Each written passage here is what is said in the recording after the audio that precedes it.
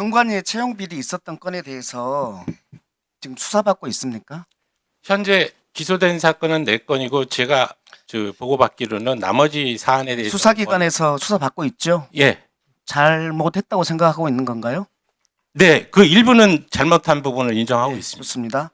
20년 21대 국회의원 선거부터 24년 22대 국회의원 선거 그 사이에 대통령 선거하고 지방선거가 있었죠. 네. 이 4개의 선거에서 선거 무효 소송이 몇 건이나 있었습니까?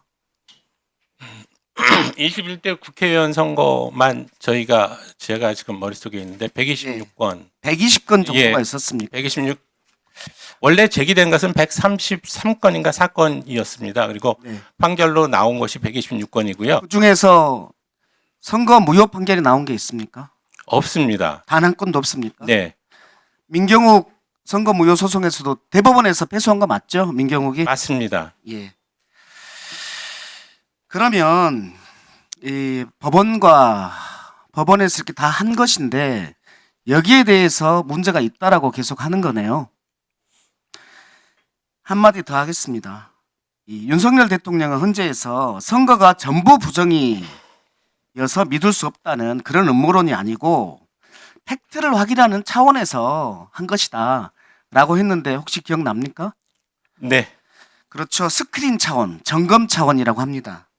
근데 스크린 차원, 점검 차원인데 군대와 경찰을 투입하고 영장 없이 당직 직원 5명을 인신을 구속하고 선관 휴대폰을 압수했습니다. 이것이 비리 원칙에 맞습니까? 맞습니까? 그 부분은 이제 개인적인 의견을 물어보시는 거라 돼서 네, 알겠습니다. 예. 그 사무총장님, 윤석열 대통령이 임명한 사무총장 맞죠? 아닙니다. 그 국민들께서 오해하고 계시는데 지금 국민의 대표 기관인 국회 이외에 유일하게 독자적으로 독립해서 인사권을 행사하는 기관이 선거관리위원회입니다. 윤석열 대통령의 동창 맞죠? 네, 맞습니다. 네, 이상입니다. 잠깐만 스톱해 주십시오. 한국은행 총재님 좀 부탁드립니다. 한국은행 총재입니다.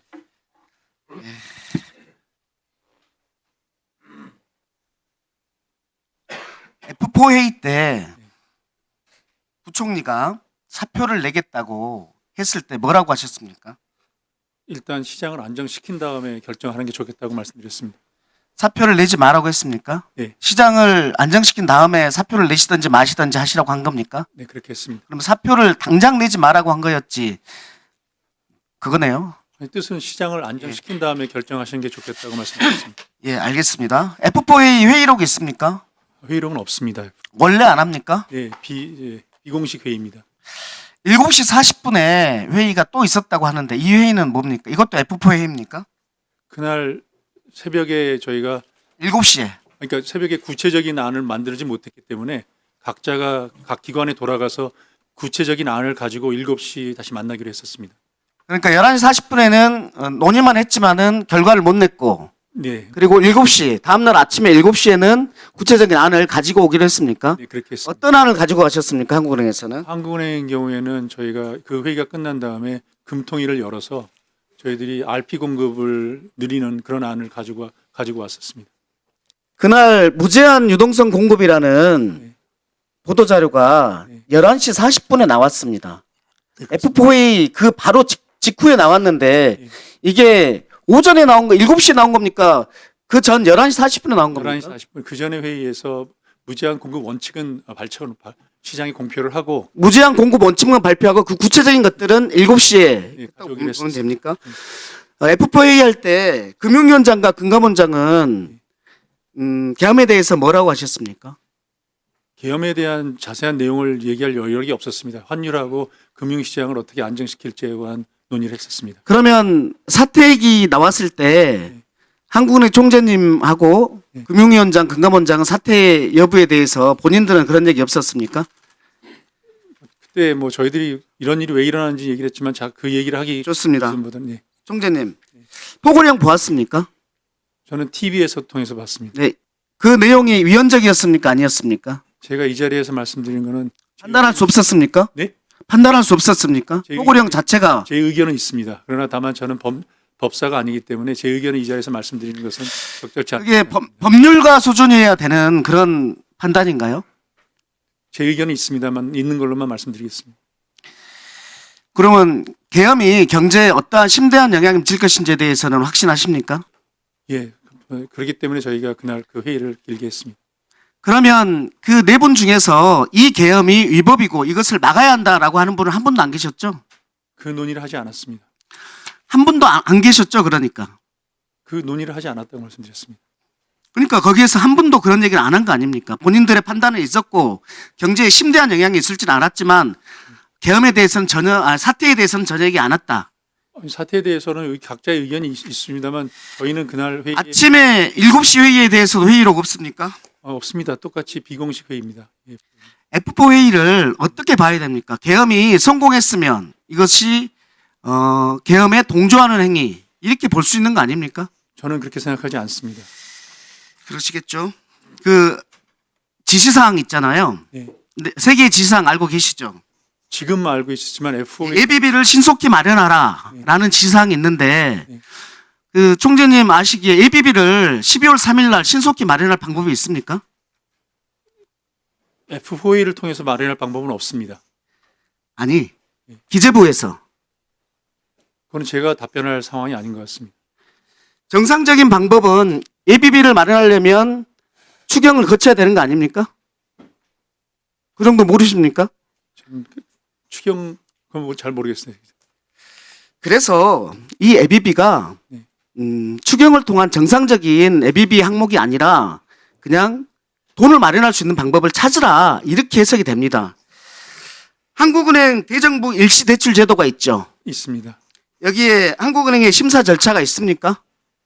이 기재부가 기재부가 요청을 하면 예. 심사 절차가 있습니까? 심사 절차라기보다는 국회에서 정해준 한도 내에서 그 용도가 적법한지를 보고 저희들이 판단합니다. 그 한도가 어느 정도 됐습니까? 지금 제가 알기로는 50조로 알고 있습니다. 50조였죠. 당장 네. 기재부에서 한국은행에 요청을 하면 네. 50조를 마련할 수 있었죠.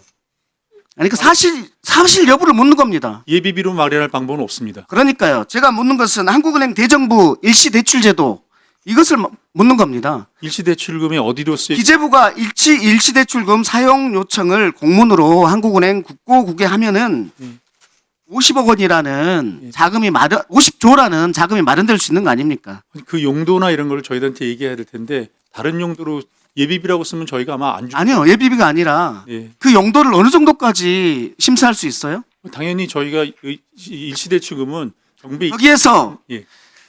비상 입법기구 설치를 위해서 자금이 필요하다. 계엄 자금이 필요하다라고 얘기하진 않겠죠. 이러저러 얘기를 들어서 요구를 할 텐데 그랬을 때 이걸 거부했겠습니까? 저희들은 한국은행은 정부의 계좌 출입을 왜 이 말을 하냐면 네. 네. 그리고 기재부 장관은 대통령으로부터 네. 신속한 자금을 마련하라는 지시를 받았는데 네. 그 방법이 마이너스 통장 기재부가 한국에서 받을 수 있는 일시대출 마이너스 통장 50조 네. 있는데 마무리하세요. 그것을 요청하지 않았겠느냐라는 의심이고 이게 만약에 계엄 해제되지 않았으면 네. 아침에 요구했을 때 네. 한국은행에서 그걸 거부했겠느냐 네. 이걸 묻는 겁니다. 답변해도 되겠습니다. 네. 우선 그날 최대행이 하는 얘기나 이런 걸 봤을 때 예비비나 이런 얘기는 없었고 예비를 요청하지 않을 것으로 저는 자신합니다. 두 번째 저희 한국은행에 요구를 왔을 때 저희 제도상 그런 예비비나 이런 걸 만들도록 저희한테 요청이 왔을 때는 제가 아니라도 저희 직원들이 줄 수 없는 그런 항목입니다.